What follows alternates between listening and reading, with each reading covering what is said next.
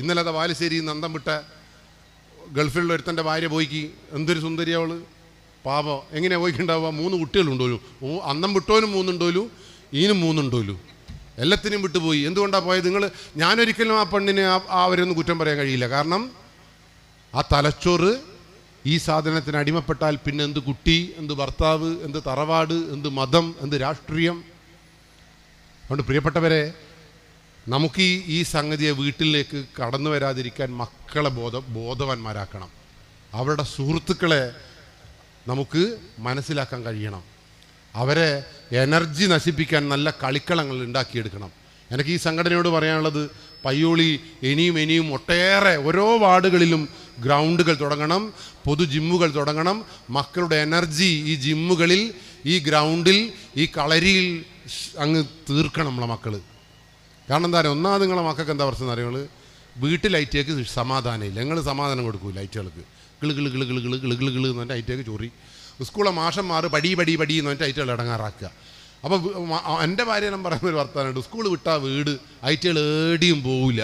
അതോടുകൂടി എനിക്ക് പേടിയാ. ഈ സ്കൂളും സമാധാനം ഇല്ല, വീട്ടിലും സമാധാനം ഇല്ലാത്ത കുട്ടിയുടെ മൂന്നാമത്തെ ഒരു സ്പേസാണ് ഏത്? ഈ ലഹരി, ഈ പ്രണയം, ഈ ഒരു എല്ലാ സംഗതിയും. അപ്പം നിങ്ങളെല്ലാം ഈ കസേലമേൽ ഇരുന്ന് എന്താണെന്നറിയോ, നിങ്ങൾക്ക് വീട്ടിൽ ഇഷ്ടമില്ലേ? നിങ്ങൾ അച്ഛനെല്ലാം കിട്ടണ്ടേനാ? ഇല്ല. സ്കൂളിലെ മാഷന്മാരെയോ? ആ കൃഷ്ണ മാഷെല്ലാം നുള്ളിപ്പറിച്ച പറിക്കൽ നിങ്ങൾക്ക് ഓർമ്മ ഉണ്ടോ? അപ്പം ഉള്ളിപ്പറിക്കുമ്പോൾ നമ്മളായിരിക്കും സ്കൂളിൽ പോകണ്ടാന്ന് വിചാരിക്കുമ്പം പോയിക്കില്ലെങ്കിലും അടി. അപ്പം നമുക്ക് അടീനെ പേടിയായിരുന്നു, അച്ഛനെ പേടിയായിരുന്നു. ഇനി നിങ്ങളെ കുട്ടിക്ക് പേടിയുണ്ടാ? ഇല്ല. പുതിയ തലമുറക്ക് പേടിയില്ല. ഓലിങ്ങനെ ചോദ്യം ചോദിച്ചു കൊണ്ടേയിരിക്കും. ആ ചോദ്യത്തിന് വളരെ കൃത്യമായ മറുപടി നിങ്ങൾ പറഞ്ഞു കൊടുക്കണം. അതിന് നിങ്ങൾക്ക് മറുപടി പറയാൻ നേരം ഉണ്ടാ?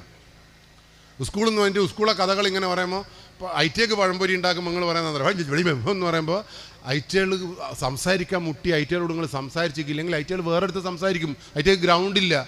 ആ പ്രതലമാണ് ഇൻസ്റ്റഗ്രാം, ആ പ്രതലമാണ് വാട്സപ്പ്, ആ പ്രതലമാണ് മൊബൈൽ ഫോൺ. അപ്പോൾ നിങ്ങളെ കുട്ടി മൊബൈൽ ഫോണിന് അടിമപ്പെട്ടിട്ടുണ്ടെങ്കിൽ, ഇനി മൊബൈൽ ഫോൺ കൊണ്ട് എന്താ ദോഷം? ഒന്നുമില്ല. ചെറിയ ഈ പിള്ളേർക്ക് മൊബൈൽ ഫോൺ കൊടുത്താൽ എന്താ തകരാറ്? ഈ പ്രണയം നടക്കുന്നതും ഫോണിലാണ്, കഞ്ചാവ് കച്ചവടവും ഫോണിലാണ്, എല്ലാ സകല ഗുൽമാന്തിരീസും നടക്കുന്നത് എവിടെയാണ്? ഫോണിലാണ്. എന്നിട്ട് എൻ്റെ ഭാര്യയെല്ലാം പറയാം, സ്കൂൾ വിട്ടാൽ വീട്, വീട് വിട്ടാൽ സ്കൂൾ, എപ്പോൾ റൂമിലിരിക്കും. അത് ഉറപ്പിച്ചോ, നിങ്ങളെ കൊല്ലാൻ വേണ്ടിയിട്ടുള്ള തന്ത്രങ്ങൾ മെനി അതിൻ്റെ ഉള്ളിൽ നിന്ന്. നിങ്ങളെ മക്കൾ നിങ്ങളോടൊപ്പം കളിക്കുന്നത്, നിങ്ങളോടൊപ്പം അടുക്കള പണിയെടുക്കുന്നത് ഒക്കെ കാണാൻ പറ്റിയിട്ടുണ്ടെങ്കിൽ നിങ്ങൾ രക്ഷപ്പെട്ടു. അപ്പോൾ ലഹരിക്കെതിരെയുള്ള പോരാട്ടം എന്ന് പറഞ്ഞിട്ട് നമ്മളെല്ലാം ഒന്നിച്ചിരുന്നിട്ട് ഈ ലഹരി ഇങ്ങനെയാണ്, ലഹരി അങ്ങനെയാണ്, അതിങ്ങനെയാണെന്നൊന്നും പറഞ്ഞിട്ട് കാര്യമില്ല. ലഹരിക്കെതിരെ മനുഷ്യന്മാരെ സൃഷ്ടിക്കുക, നല്ലോണം കളിക്കാൻ കഴിയുന്ന കുട്ടികളാക്കി നിങ്ങളെ മക്കളെ മാറ്റുക. മക്കൾ ഫോണും കൊണ്ട് ഇങ്ങനെ നോക്കുമ്പോൾ അമ്മക്ക് പേടിയാണ്, എൻ്റെ മോള് നശിക്കാൻ പോകുന്നു എന്നുള്ള പേടി ഉണ്ടാവണം. ഇനി ഞാൻ ഇതിനൊന്നും എതിരല്ല. മൊബൈൽ ഫോൺ വിളിക്കാൻ വേണ്ടി കുട്ടിക്ക് കൊടുക്ക്, കുട്ടി വിളിച്ച് മരിക്കട്ടെ നമ്മളെ മുമ്പിന്ന്. ഈ ഫോൺ വരുമ്പോൾ റോഡിൻ്റെ മൂലക്ക് പോകേണ്ട ആവശ്യമില്ലല്ലോ. നിങ്ങളെ വീട്ടിൽ നിങ്ങളെല്ലാം ഫോൺ എങ്ങനെ എടുക്കുന്നത്? ഫോൺ വരുമ്പോൾ ഹലോ എന്തൊക്കെ ഉണ്ടെന്നാ? എനിക്ക് പല ആളും എനിക്ക് സംശയമുണ്ട്. പല ആളും ഫോൺ വരുമ്പോൾ ഇങ്ങനെ ഒരു സൈഡിലേക്ക് ഇങ്ങനെ വെള്ളത്തിലിട്ട പോലെ പോകുന്നത് എന്തിനാ? അതിൻ്റെ ഉള്ളിലൊരു ചതിയുണ്ട് എന്ന് മനസ്സിലാക്കാനുള്ള ബോധം. ഇനി നിങ്ങൾക്ക് മക്കൾക്ക് പഠിക്കാൻ വേണ്ടി നല്ലൊരു കമ്പ്യൂട്ടർ കൊടുക്ക്, നല്ലൊരു ഇൻ്റർനെറ്റ് കണക്ഷൻ കൊടുക്കുക. ഒരു പഠിക്കട്ടെ. ആര് പറഞ്ഞു ഇതൊന്നും പഠിക്കേണ്ടെന്ന്? അവർ പഠിക്കുക തന്നെ വേണം. ഈ മൊബൈൽ ഫോണിൻ്റെ കൂടെ ജീവിക്കുക. അല്ലാണ്ട് മൊബൈൽ ഫോണിനെ മാറ്റി നിർത്തിയിട്ടല്ല ഐറ്റുകളെ പോറ്റേണ്ടത്. മൊബൈൽ ഫോൺ വേണം. അതിന് ആദ്യം ആര് നന്നാവണം? അച്ഛനും അമ്മയും ഫോണിൽ മാന്തിക്കുണ്ടെങ്കിൽ ഐറ്റുകൾ മമ്മാന്തും. അച്ഛൻ കുടിച്ചിട്ടുണ്ടെങ്കിൽ ഐറ്റുകൾ കുടിച്ച് വറ്റിക്കും. അച്ഛൻ വലിക്കുന്നുണ്ടെങ്കിൽ വലിച്ച് പമ്പരം പോലെ ആടും. അതുകൊണ്ട് ഇന്ന് മുതൽ മക്കൾക്ക് മുമ്പിൽ മാതൃകയാവുന്ന രക്ഷകർത്താക്കളാകുക. മക്കൾ വലിയ ടീമാണ്, A+ ആണെന്ന് പറഞ്ഞ് മാറ്റി നിർത്തരുത്. ഐറ്റുകളെ ചേർത്തിങ് പിടിക്കുക. ഞാൻ കഴിഞ്ഞ ദിവസം എൻ്റെ സ്റ്റേഷനിൽ 9ാം ക്ലാസ്സിലെ പെണ്ണിനെ ഒരുത്തം കൂട്ടിക്കൊണ്ടുപോയി 6 ആൾ കൂട്ടിക്കൊണ്ടുപോയി നശിപ്പിച്ചൊരു കേസ് ഉണ്ടായിരുന്നു. ആ പൊട്ടന്മാർക്ക് തിരിഞ്ഞില്ല. 18 വയസ്സിന് താഴെയുള്ള കുട്ടീനെ കൂട്ടിക്കൊണ്ടുവന്ന് ഓളെ ഇഷ്ടത്തോടു കൂടി വന്നാലും ജയിലിൽ പോകുന്നുള്ളൊരു നിയമമുള്ള നാടാണ് അവിടെ, പോക്സോ നിയമം. അതൊന്നും ഐറ്റേക്ക് അറിയില്ല. പക്ഷേ എൻ്റെ വിഷയം എന്ന് പറയാം, ആ കുട്ടീനെ സംബന്ധിച്ചിടത്തോളം ആ കുട്ടിക്കൊന്നും അറിയില്ല. ഞാൻ ആ കുട്ടിയോട് ചോദിച്ചു, ഇന്ന ഒരു ചെക്കൻ ഇങ്ങനെ കൂട്ടിക്കൊണ്ടുപോകുമ്പോൾ ഒരു റൂമിലിട്ട് നശിപ്പിക്കുമ്പോൾ എനിക്ക് എൻ്റെ അമ്മേൻ്റെ കണ്ണ് ഓർമ്മ വന്നില്ലേ എന്ന് ചോദിച്ചു. അവൾ പറഞ്ഞു ഓർമ്മ വന്നിക്കില്ല. ഞാൻ ചോദിച്ചു എൻ്റെ അച്ഛൻ എനിക്ക് ഓർമ്മ വന്നോ? തീരെ വന്നിക്കില്ല. ഞാൻ പറഞ്ഞു എൻ്റെ വീട് എനിക്ക് ഓർമ്മ വന്നോ? ഒന്നും വന്നിക്കില്ല. ഒരാപത്തില്ല അതിൽ. ഞാൻ ചോദിച്ചു എനിക്ക് ആരും ഓർമ്മ വന്നതെന്ന് ചോദിച്ചപ്പോൾ പറയാ, എൻ്റെ അച്ഛനും അമ്മയും പറയുന്നത് എനിക്ക് തിന്നാൻ തരുന്നുണ്ട്, കുറേ ഡ്രസ്സ് വാങ്ങിച്ചു തരുന്നുണ്ട്, പക്ഷെ എൻ്റെ അമ്മയും അച്ഛനും ഇന്നുവരെ എന്നെ സാന്ത്വനിപ്പിക്കുന്ന ഒരു വാക്കും പറഞ്ഞിട്ടില്ല. സങ്കടം വരുമ്പോൾ ഒന്ന് പുറത്ത് കെട്ടിക്കില്ലല്ലോ. ബൈക്കുമ്മ പോകണമെന്ന് പറഞ്ഞാൽ അപ്പാട് ബൈക്കുമ്മ കയറ്റിക്കില്ലല്ലോ. സിനിമക്ക് പോകണമെന്ന് പറഞ്ഞപ്പോൾ പറഞ്ഞ പോലെ ഇനി വലുതായിട്ട് പൈസ ഉണ്ടാക്കിയിട്ട് പോടുന്നു.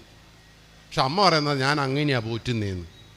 അപ്പോഴാണ് 7ാം ക്ലാസ്സിലെ ചെക്കനില്ലേ ഒരു കഞ്ചാവ് ചെക്കൻ ഇൻസ്റ്റഗ്രാമിൽ വന്നിട്ട് പറയാ, തങ്കു പരീക്ഷയ്ക്ക് പേടിയുണ്ടോടി? ഇവിടെ പറഞ്ഞ് ചെറുങ്ങനെ പേടിയുണ്ട്. തങ്കു പറഞ്ഞ് പേടിക്കണ്ട, ഏട്ടനില്ലേ ഇൻ്റോടി. പിന്നീട് കുട്ടിക്ക് അച്ഛനെയാണ് ഓർമ്മ വരിക, ഏട്ടനെയാണ് ഓർമ്മ വരിക? ഞാൻ ചോദിച്ചു, എല്ലാ കുട്ടി ഇനി ഓൻ്റെ പോട്, ഇനി എന്തിനാ ബാക്കി 5 ആളെയും കൂടി കൂട്ടിയെന്ന് ചോദിച്ചപ്പോൾ ആ കുട്ടി പറയാ, എന്നെ ഇത്രയേറെ കെയർ ചെയ്ത ഏട്ടനുണ്ടല്ലോ, ആ കെയറേട്ടൻ ഓൻ കൂട്ടിക്കൊണ്ടുവരുമ്പം ആ ഫ്രണ്ട്സിനെ അല്ലേ എനിക്ക് വിശ്വാസം. എനിക്ക് പേടിയായി. എനിക്ക് 9ാം ക്ലാസ്സിലൊരു മോളുണ്ട്, ഇനി ഓക്കും കയറേട്ടനുണ്ടോ എന്നുള്ള എൻ്റെ വിഷയം. ഞാൻ ഓളെ വീട്ടിൽ പോയിട്ടില്ലേ, ഓളെ മുന്നിൽ കൂടി കയറട്ടാ എന്നിങ്ങനെ പറഞ്ഞു. എന്തിനാണെന്നറിയോ? ഓക്ക് ഉണ്ടെങ്കിൽ എനിക്ക് മനസ്സിലാവുമല്ലോ. അപ്പോൾ നിങ്ങളിപ്പം ചിരിക്കുന്ന വിഷയമല്ല. കാരണം എന്താ പറയുക, നിങ്ങൾ 9ാം ക്ലാസ്സിന് കയറേട്ടൻ ഉണ്ടോ നിങ്ങൾ നോക്കി നോക്ക്. ഉണ്ട് എങ്കിൽ ആ കയറേട്ടൻ പറയുന്ന പോലെയാണ് ആര് ജീവിക്കുക? നിങ്ങളെ മക്കൾ. നിങ്ങൾ എത്ര മെനക്കെട്ടിട്ടും കാര്യമില്ല. ആ കയറേട്ടൻ്റെ രാസലഹരിയാണെങ്കിൽ നിങ്ങളെ മക്കളെ ആ ചങ്ങാതി ഇതിന് വേണ്ടി ഉപയോഗിക്കും. അപ്പം നമ്മൾ ആകെ ചെയ്യേണ്ടതെന്നറിയോ, ഈ നാട്ടിലുള്ള മക്കളെ ചേർത്ത് പിടിക്കുക. അമ്മേനെ കാണുമ്പം കയറേട്ടനെ പോലെ തോന്നണം. നിങ്ങളെ മക്കളോട് ചോദിച്ചു നോക്കുക, മോളെ എനിക്ക് അമ്മേനെ കാണുമ്പം വീണ്ടും എന്താ തോന്നുന്നത്? ഇങ്ങനെ കണ്ടില്ലേ, ഒരു കൂസലും അതിനില്ല. അതുകൊണ്ട് രക്ഷകർത്താക്കളെ ഇന്ന് മുതൽ മക്കൾക്ക് അമ്മേനെ കാണുമ്പോൾ ഒരു സന്തോഷം ഉണ്ടാക്കുവാൻ വേണ്ടിയിട്ടുള്ള എല്ലാ പരിപാടികളും ഉണ്ടാക്കണം. ഓക്കെ, അതിനെ സന്തോഷിപ്പിക്കാൻ വേണ്ടി പൈസ കൊടുക്കുകയല്ല വേണ്ടത്. അമ്മയാണ് ആ കേരേട്ടൻ ചെയ്യുന്ന പോലെ. കേരേട്ടൻ എങ്ങനെയാണ് ഈ പെണ്ണിനെ സ്വാധീനിച്ചേ? പരീക്ഷയ്ക്ക് പോകുമ്പോൾ മോളുട്ടി ഞാനുണ്ടടി വണ്ടർഫുൾ ഇങ്ങനൊരു ചിഹ്നം. അപ്പോൾ പറഞ്ഞു എനിക്ക് അമ്പലത്തിൽ പോണേന്. അച്ഛനോട് പറഞ്ഞിട്ട് അച്ഛൻ പറഞ്ഞു എന്ന് പറഞ്ഞു. അപ്പോൾ ഈ കേരേട്ടൻ പറഞ്ഞു എൻ്റെ ബൈക്കിൻ്റെ പുറകെ കയറിക്കോ. കേരേട്ടൻ അമ്പലത്തിൽ പോയിട്ട് പ്രാർത്ഥിപ്പിച്ചിട്ട് ഓളിയും കൂട്ടി വന്ന് സിനിമക്ക് പോകണം മുട്ടിയോലും. കേരേട്ടൻ പറയും ഞാനില്ലേ ഏട്ടനില്ലേ പറഞ്ഞാൽ പോരെ. ആ കുട്ടി ആരുടെ കൂടെ ഉണ്ടാവുക? ആ കേരേട്ടൻ രാസലഹരി കൊടുത്താൽ ഈ കുട്ടി തിന്നുവോ? അവിടെ കൊണ്ടുകൊടുക്കുന്ന പറഞ്ഞാൽ കൊണ്ടുകൊടുക്കുമോ? അപ്പോൾ സ്വാഭാവികമായിട്ടും നമ്മളെ മക്കളെ വിട്ടുകൊടുക്കുന്നത് നമ്മൾ തന്നെ. അപ്പോൾ ലഹരിക്കെതിരെയുള്ള പോരാട്ടം എവിടെയാ തുടങ്ങേണ്ടത്? വീട്ടിലാണ്. അതുകൊണ്ട് ഇന്നു മുതൽ എൻ്റെ മുമ്പിലിരിക്കുന്ന ആരായാലും, അത് ഏത് രാഷ്ട്രീയ കക്ഷിയായാലും, ഏത് മതത്തിൽപ്പെട്ടവനാണെങ്കിലും, ഏത് വിഭാഗത്തിൽപ്പെട്ടവനാണെങ്കിലും, രാസലഹരിക്ക് വിഭാഗമില്ല, രാസലഹരിക്ക് രാഷ്ട്രീയമില്ല, രാസലഹരിക്ക് മതമില്ല. എല്ലാവരും ആ മതത്തിൻ്റെ കണ്ണിൽ ഈ MDMA മതത്തിൻ്റെ കണ്ണിൽ സമന്മാരാണ്. അതുകൊണ്ട് നമ്മളെ മക്കളെ വിട്ടുകൊടുക്കാതിരിക്കാൻ നമ്മളാണ് മെനക്കേണ്ടത്. അതുകൊണ്ടാണ് പോലീസ് ഗവൺമെൻറ്റിനെ കൂട്ടുപിടിച്ചുകൊണ്ട്, അല്ലെങ്കിൽ രാഷ്ട്രീയ സാംസ്കാരിക സംഘടനകളെ കൂട്ടുപിടിച്ചുകൊണ്ട് ഈ പരിപാടിക്ക് മുന്നിട്ടിറങ്ങിയത്.